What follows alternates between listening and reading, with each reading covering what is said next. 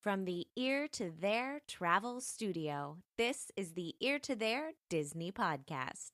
The Ear to There Podcast, it's time to start the show. Be sure to hold on tight, here we go. Exploring all the different Disney destinations. Ear to There, it's time to start the fun. Hello, everybody, and welcome to the Ear to There Disney Podcast.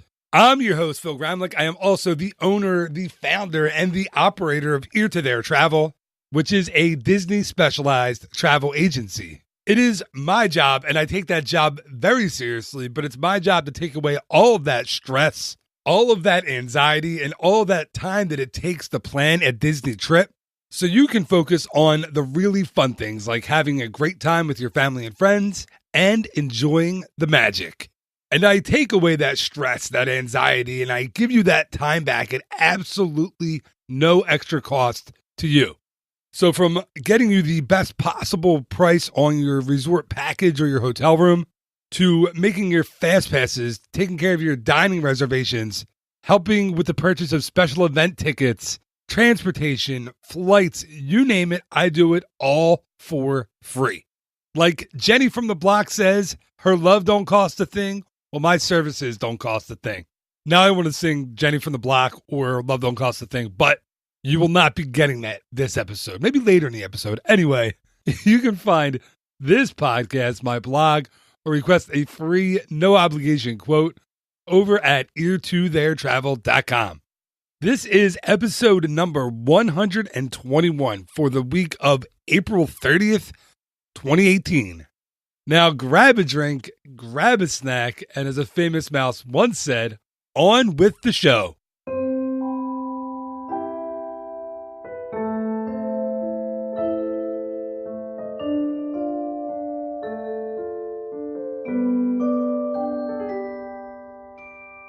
And of course, we're going to get this week's show started the same way I start every show, and that is with the What About Bob segment. And that's where Disney legend and retired Imagineer Bob Gurr comes on the show each and every week to answer listener questions, to answer my questions. Bob's built things. That sounds funny. Bob's built things. But Bob has built things like the monorails on both coasts, the Doom buggies, the Main Street vehicles, the Autopia cars, the submarines, the list goes on and on. And if you have a question for Bob, you can call it in on the voice line. The phone number is 267-551-1971. Or you can always email that question to me at phil@ear2theretravel.com. And just like every segment of What About Bob, this segment is brought to you by the Waltland Bus Tour. So each and every month, Bob takes a busload of guests around Southern California. Why did I say Southern California instead of Southern California? I sounded like Arnold Schwarzenegger there. California! Anyway, that's terrible. So he makes stops in Glendale and in Burbank and in Los Angeles. And Bob shows you all the important sites in the history of the Disney company, but more importantly, in the life of Walt Disney. You can go on the tour. To get tickets, stop over at www.waltland.com. Okay, without further ado, here is the man that once kidnapped Vice President Richard Nixon in a monorail, the one, the only, Bob Gurr. It's What About Bob? Bob Gurr, the legend, creator of the Matterhorn, the monorails and the Haunted Mansion. What about Bob, the Disney legend? So this question is one for me, Bob. I have this one for you. And recently, Walt Disney World got rid of the auctioneer scene the way it was for decades in Pirates of the Caribbean. Tokyo Disneyland did it as well, and Disneyland is going to do it very soon. Did it bother you at all when they took the auctioneer scene and the redhead out and then replaced it with the new auctioneer and redhead scene? No, I don't allow myself to be bothered by politically correct changes. These changes occur over time, but you have to remember history occurred once, and it stays the same no matter what, and no matter how many times you rewrite the history. The original story still remains. That's the essence of history. But of course, if you want to destroy history by keep changing what you write about history or changing what you change in shows, we could probably look ahead 100 years to the pirate ride, and there might be even more things in there, such as guns are not allowed, cannons are not allowed, mistreatment of people are not allowed, the consumption of rum is not allowed, the starting of fires and with architectural threats is not allowed. So pretty soon you'd have a pirate ride that's just a big room full of milk toast. So I don't know if you noticed, but first Bob says, "No, I'm not bothered by it." And then he goes on to rail about why it's not good. Somehow I think he actually was bothered by it, but that's just my opinion. He said he wasn't, so we can leave it at that. Anyway, thank you again to Bob for answering another question on the show. And that's one that I've been wondering about his opinion on for a while. I mean, he worked alongside Walt Disney for 12 years. He worked with all of the Imagineers on Pirates of the Caribbean. He worked on Pirates of the Caribbean. So having him chime in on the change was kind of a big deal for me. So thank you again to Bob. And I did say when I was out in Walt Disney World last month or a month and a half ago or so, in person, it's not as jarring as it is online or on YouTube. But it doesn't mean I have to like the change. I still don't like it. I understand it. I don't like it. But then again, it's not as bad as I had feared it would be. Okay, moving on. It is time for episode number 121 of the podcast. I'm excited for this one.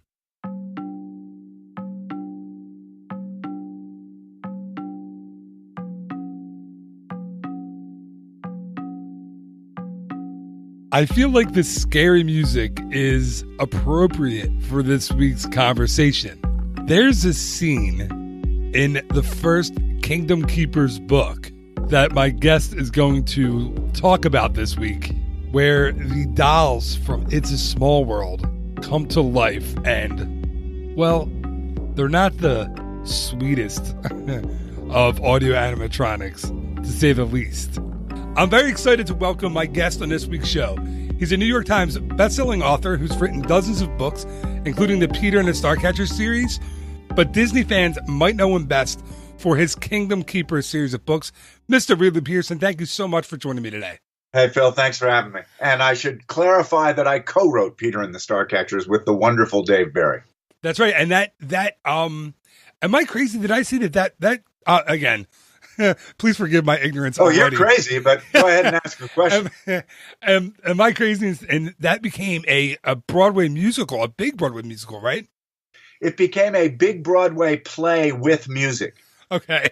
There's a difference. And then it went on to win 5 Tony Awards and is the last year and this year, I believe, will be the most performed play in America. Wow. Congratulations. That's amazing. Yeah, thanks. There are 700 productions of it this year. Wow. That is awesome. Each, some run 2 nights and some run 5 weeks. So that's great. Well, congratulations on that. That's really, really cool. That's really fun. Thanks.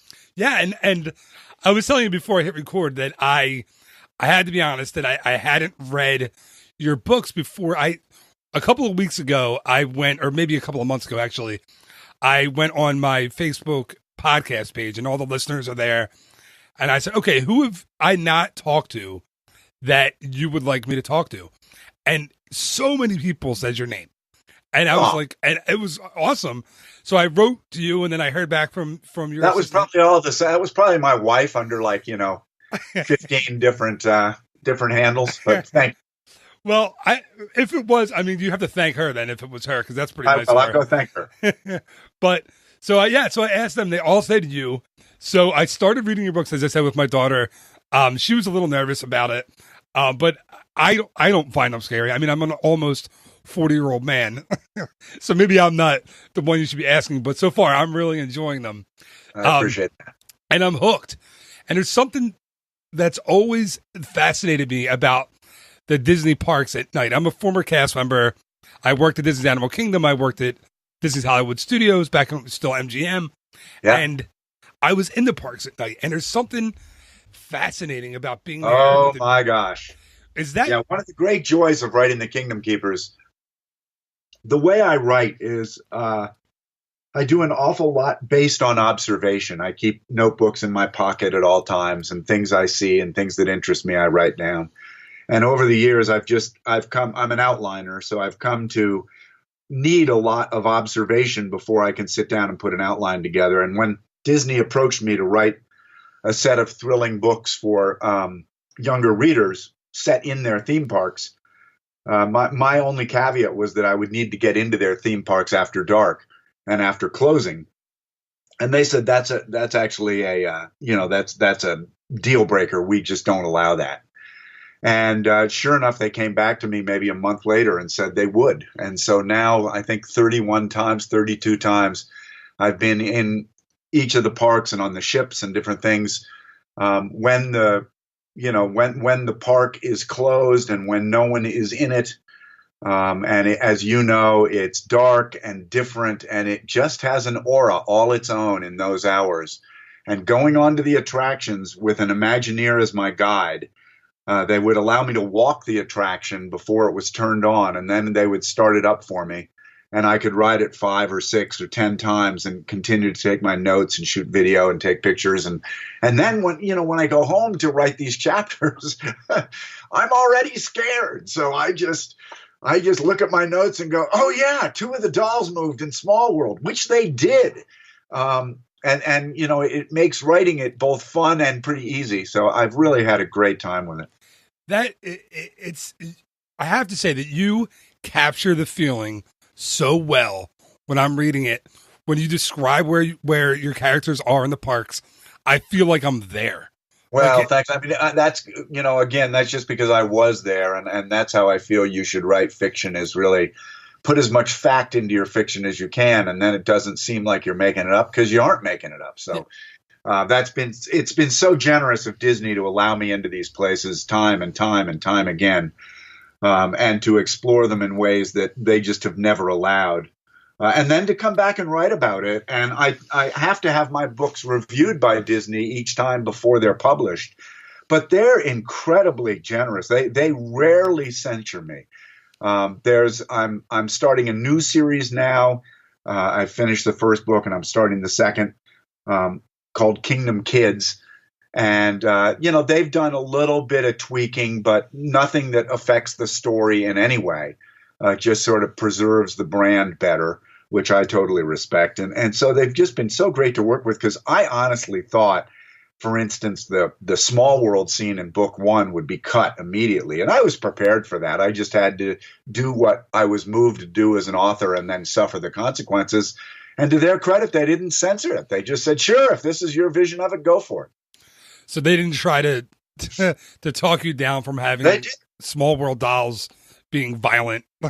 Exactly. Yeah. Which surprised me. But, that's a lot of credit to them, because they're very careful of their brand, as they should be.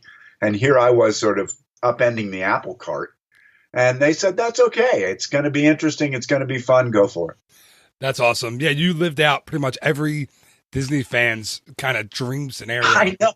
Well, it turns out, that like you, there are millions of adult Disney fans, and they read The Kingdom Keepers because they want to know what it's like backstage.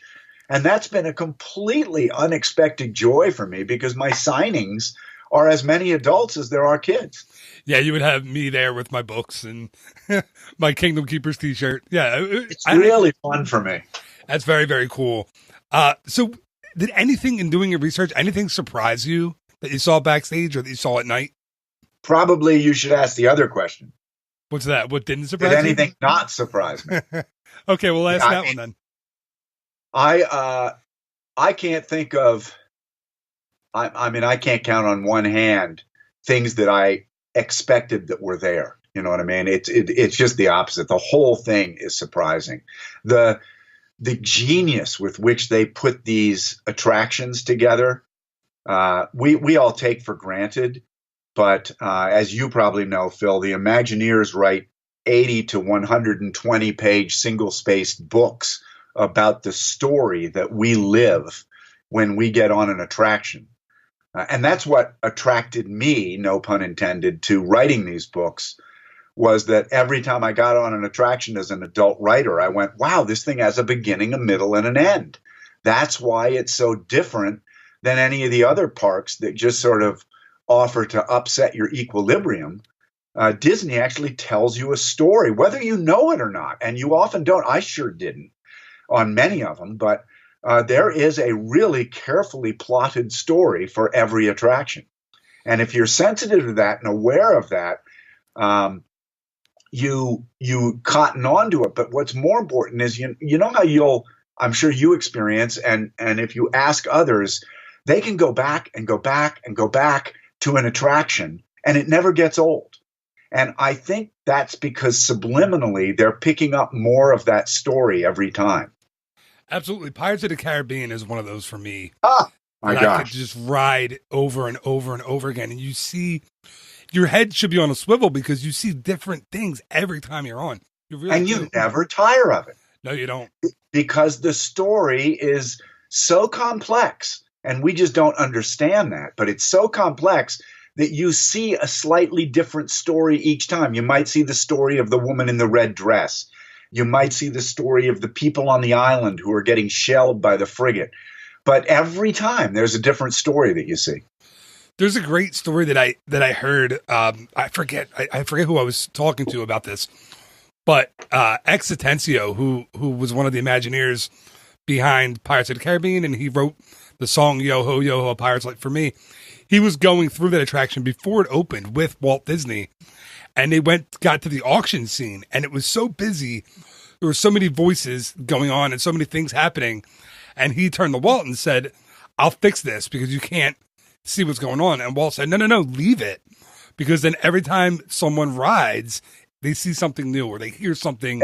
Exactly. So it's just exactly what you said. It's an amazing thing. And you could hear me, like, this is me. This is my life. Like, I live Disney. I love Disney. I talk it on my podcast. So do I. Yeah. So yeah, we're kind of the same type of person. So I've read, now this is a spoiler alert for people who haven't finished the Kingdom Keepers, the original series, but I saw, and I looked ahead and I peeked ahead, that the story finishes in Disneyland. Is that right? Or come again on that? That the Kingdom Keepers series, is it the final book ends in Disneyland? It does. In the first series, right. Yes, it does. So I've also read that you there's an ending that involves Walt Disney's apartment. Were you able to kind of experience that in your research as well? Not only was I able to, but they were so generous. I visited Walt's apartment in Disneyland several times in private tours, and even went in. I've done a bunch of Disney 365s on their Disney Channel, and they allowed a crew in to film me in there. But when we were talking about the fireman slide that used to go from his apartment down into the firehouse below, and that's how Walt would leave his apartment. He'd just wrap around the fire pole and slide down. And eventually guests kind of figured out what was going on, and they would shimmy up it and pop up into his apartment, so they had to close it. But they told me that story, and I was just sort of overcome with plot ideas. And I had an intern with me at the time, Brooke Mushat, and she and I were allowed to just sit on the carpet in there in total quiet for about 45 minutes. And I just took notes and followed where the muse was taking me for the outline. But, normally an institution wouldn't do that. They'd run you through on the tour and say, God bless you, go on to the next thing.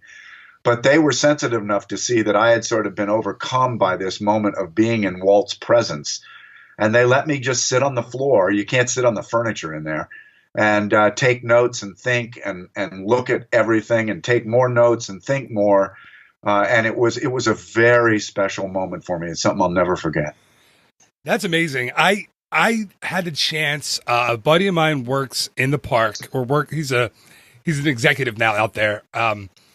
And we were there last summer for the D23 Expo, and he got in touch with me in the morning. He said, "Hey, listen, meet me out in front of the firehouse and I'll get you guys into Walt's apartment." And I was like, "Oh my God, for me, that's like the ultimate. So Yeah. so I said, what about the kids? And he said, no, the kids can come. And I said, okay.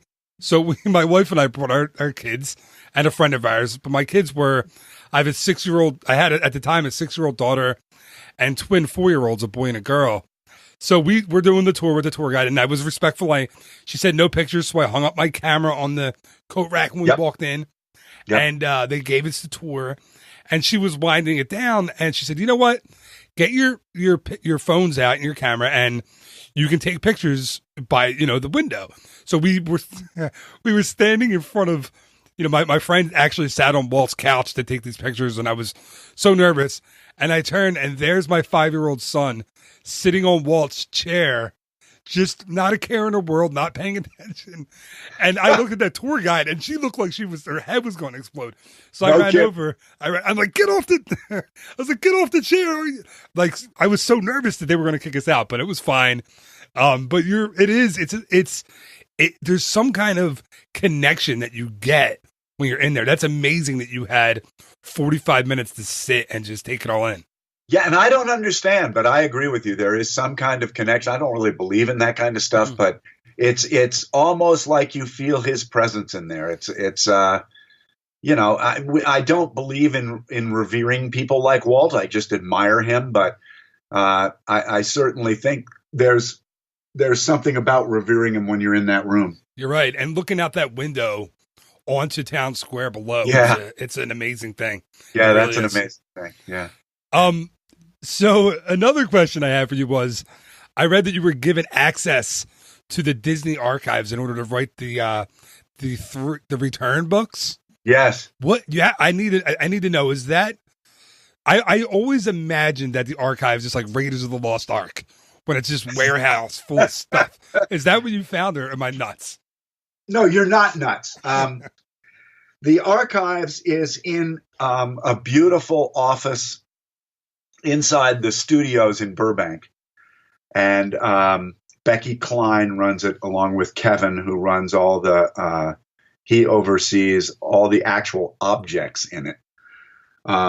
And there's a sort of a reception library area that isn't terribly big, but very pretty, and there are books all over the place. And then there's a back room of those movable library shelves.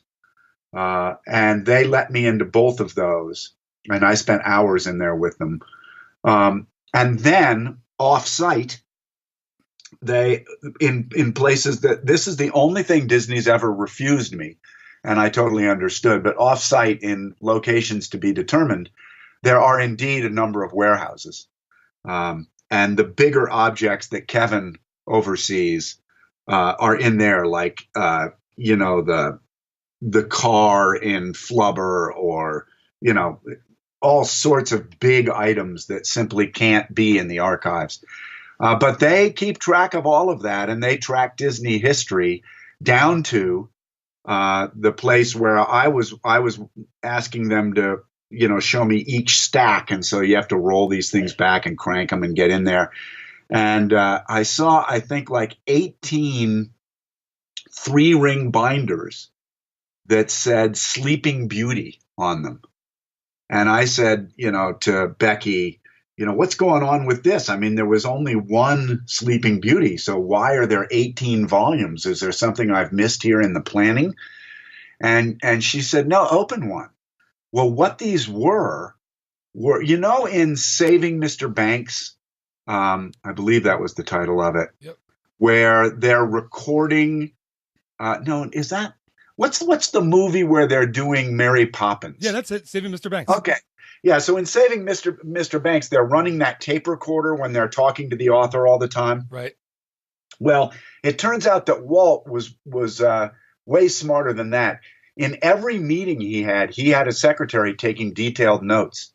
So you open up these binders for any movie, but there was Sleeping Beauty in front of me.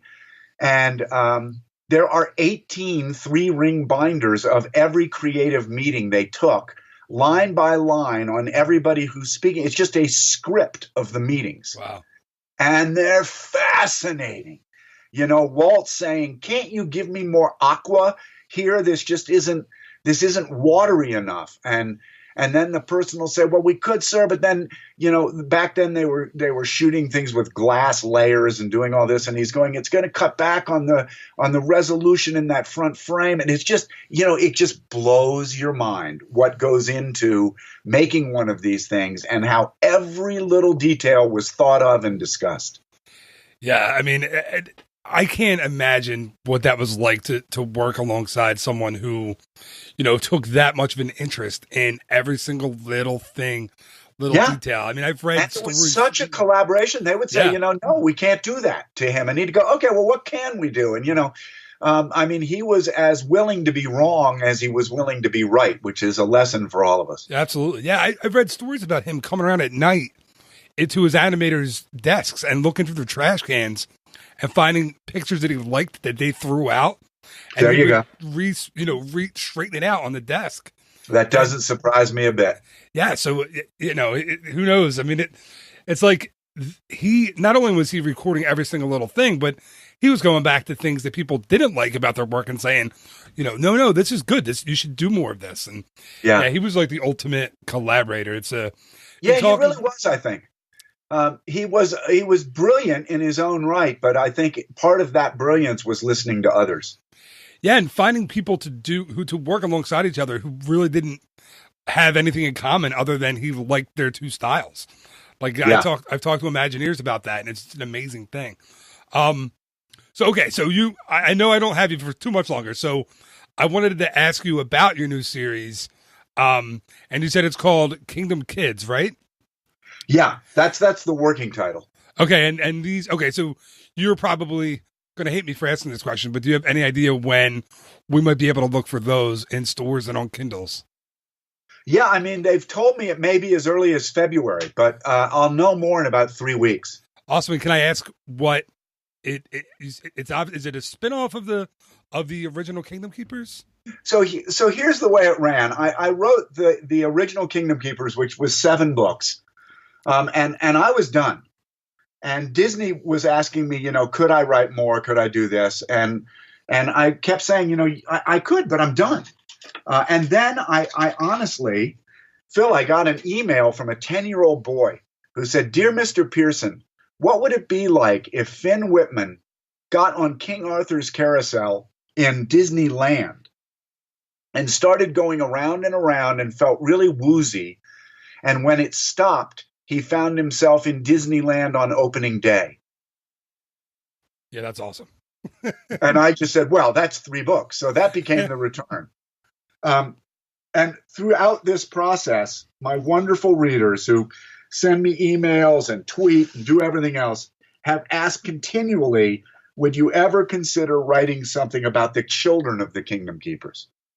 And so because of various inspirations like that email that I received from that 10-year-old boy, I realized that my own infatuation with Epcot and the fact that they were going to change Epcot in the coming years gave me this opportunity to take a look at a world that Walt, I wanted to sort of pay an homage to Walt, whose visions of Epcot was an actual community of about 60,000 people living there. And since all fiction is based off of what if, one day I just said to myself, well, what if Walt's dream had come true and there were now 60,000 people living in and around Epcot as part of a futuristic community? And so the new series is set slightly in the future, and it's the children of the Kingdom Keepers in that community. And there's a lot of heck that breaks out because it turns out each one of those international pavilions is a portal to that country. And that's what the kids determine. That sounds awesome. And I have a lot of reading to do before February. I got to catch up. I got to know what the heck I'm reading. I have a couple of questions, if that's okay, from my listeners and friends who wanted to ask you a couple questions. Of course. So a couple of these you actually already covered. So let me see. The one was my friend Allison Miller said that she heard that Disney granted you complete access to attractions. What was the coolest thing that you saw? I don't know if you quote, if you actually answered what the coolest thing you saw was. Yeah, that's tricky. Probably, there are just so many of them, so I probably won't even do this right. Going into Haunted Mansion 3 or 4 times with the lights on was really remarkable. And it's as spooky with the lights on, everyone. Getting access to the Disney Cruise Line, where I speak on the Disney Cruise Lines about once a year. I'm just going to leave in about 2 weeks to do the transatlantic one.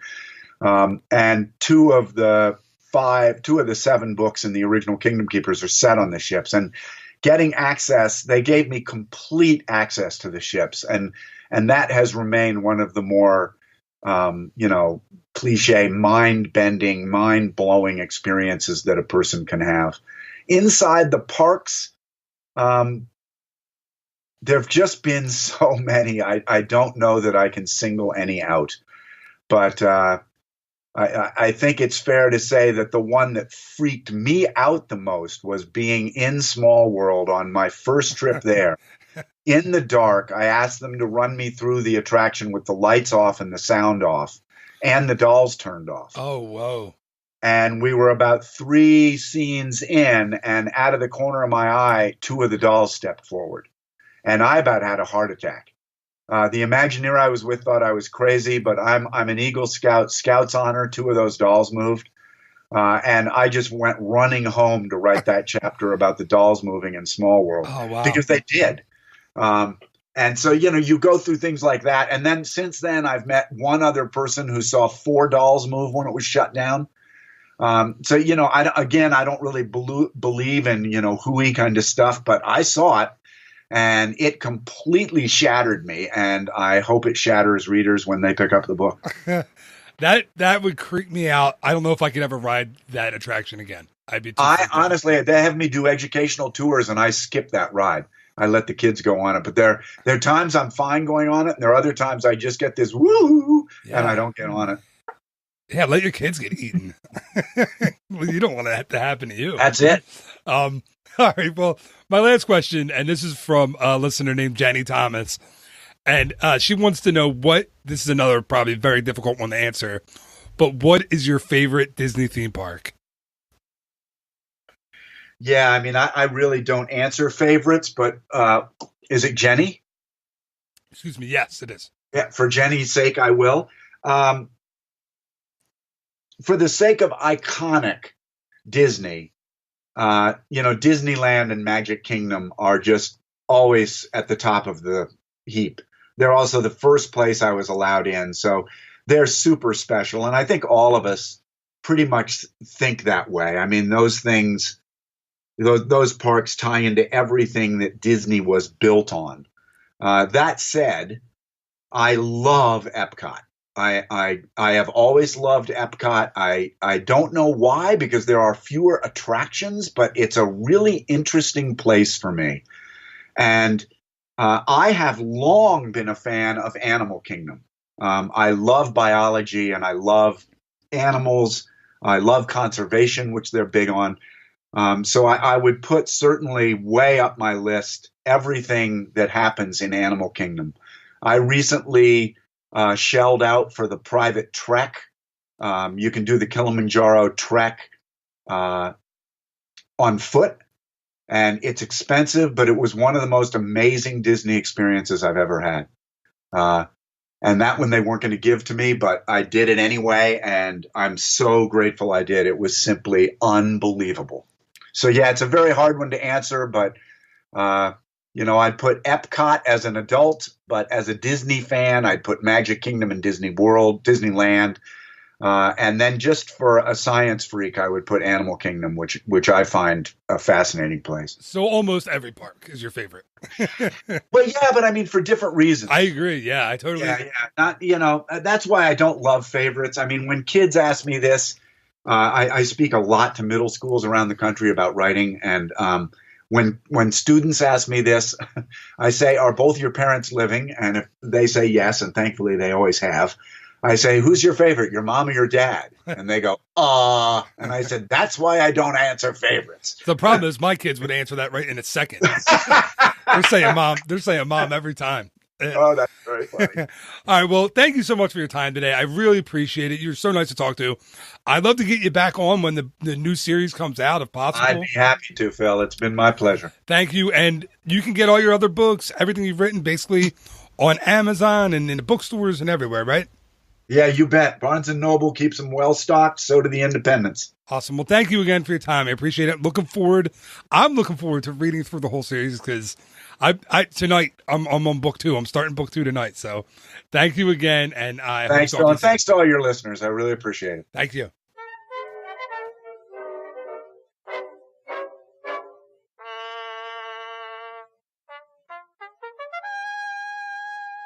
And that is going to do it for this week's episode of the Ear to There Disney podcast. Thank you so much once again to my guest, Ridley Pearson. How cool was it to hear from Ridley? That was a great conversation. I mean, at least I thought it was. I enjoyed it. And how about that? Kingdom Kids books coming out possibly as early as February. So I'll have to get him back on, like I said, for that. I didn't even know he was writing those books, so that is awesome, and I'm excited, and we'll definitely have him on again. Thanks again to Bob Gurr for answering my redhead and pirate question, and thank you so much for listening. It is because of you that I get to do this, that I do this each and every week and talk to these awesome guests, and I've had these just incredible opportunities and adventures, and thank you for listening. I'm so excited that you're here for the ride, and I hope you're enjoying the show as much as I am recording the show because I'm having a blast. So again, thank you for listening. Just remember, there will be a new episode of the Ear to There Disney podcast each and every Monday, as well as a new episode of the Ear to There podcast, Walt Disney World Word of the Week, or It's a Food World each and every Wednesday. So until next time, thank you again so much for listening. You are awesome. Have yourself just an amazingly fantastic week. Bye-bye.